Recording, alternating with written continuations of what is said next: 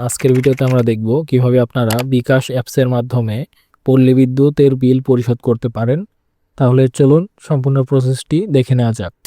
এই জন্য শুরুতে আমরা আমাদের মোবাইল থেকে বিকাশ অ্যাপসটি ওপেন করে নেব।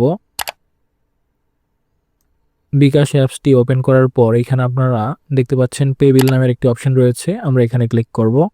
এরপর এখান থেকে আমরা যেহেতু বিদ্যুৎ বিল দেব, তাই এখান থেকে সব প্রতিষ্ঠান থেকে বিদ্যুৎ এই অপশনে ক্লিক করব। কিছুটা স্ক্রল ডাউন করব। আমাদের মিটার যেহেতু পোস্টপেইড, তাই আমরা এখান থেকে পল্লী বিদ্যুৎ পোস্টপেইড এই অপশনটা সিলেক্ট করব। তারপর এখান থেকে আমাদের বিলের মাসটি সিলেক্ট করে দিতে হবে। আমরা মার্চ মাসের বিল দেব, তাই মার্চ 2026 এই অপশনটা সিলেক্ট করে দিচ্ছি। এরপর আমাদের এমএসএস অ্যাকাউন্ট নম্বর অর্থাৎ আমাদের মিটার নম্বরটা এখানে দিয়ে দিতে হবে। আপনারা স্যাম্পল অপশানে ক্লিক করে দেখে নিতে পারেন কোন নম্বরটা এখানে দিতে হয়। আমরা আমাদের মিটার নম্বরটি এখানে দিয়ে দিচ্ছি। মিটার নম্বরটি দেওয়ার পর পে বিল করতে এগিয়ে যান, এখানে ক্লিক করব।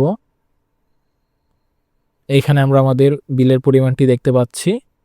এরপর আমরা পরের ধাপে যেতে ট্যাপ করুন, এখানে ক্লিক করব।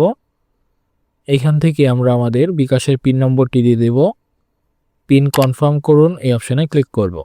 তারপর এখান থেকে পে বিল করতে ট্যাপ করে ধরে রাখুন, এই অপশানে চেপে ধরে রাখবো। সাথে সাথে কিন্তু আমাদের বিকাশের মাধ্যমে পল্লী বিদ্যুতের বিলটি পরিশোধ হয়ে গেল। এই ছিল আজকের ভিডিওতে। দেখা হচ্ছে নতুন কোনো ভিডিওতে। এমনই গুরুত্বপূর্ণ ভিডিওগুলো পেতে অবশ্যই আমাদের চ্যানেলটিকে সাবস্ক্রাইব করে দিন। ধন্যবাদ সবাইকে।